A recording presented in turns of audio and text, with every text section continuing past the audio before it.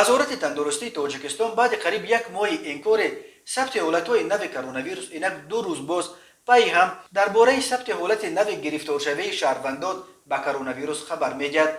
این وزارت شام 2 نوامبر خبر داد که شبانه روز آخر در جمهوری 2 حالت نو گرفتار شوی شهروندان به بیماری کرونا ویروس نو کووید 19 به قید گرفته شده است. یک روز قبل نیز وزارت تندرستی 2 حالت سرایت کرونا ویروس را در کشور تصدیق کرده بود.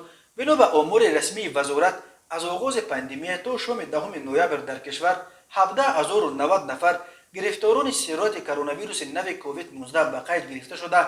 از این شماره تا سانحه ذکر گردیده 16962 شفا یافته، 124 نفر متاسفانه فوت دیدند. ثبت پای هم اینک 4 حالت نو گرفتاری به کرونا ویروس در تاجیکستان در 2 روز آخر در حالی است که بسیاری از احتمال به موج نو این بیماری روبرو شدن جمهوری در پس منظر اوج گرفتن موسم بازگشت مهاجران از روسیه بانگ استراب میزنند.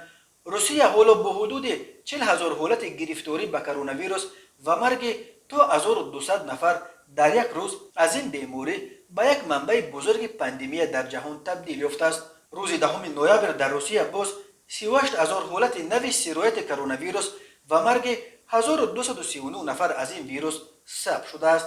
متخصصان از جمله طبیبان اظهار نگرانی میکنند که بازگشت مهاجران میتواند وسیله گسترش دیگرگونه کرونا ویروس به تاجیکستان شود.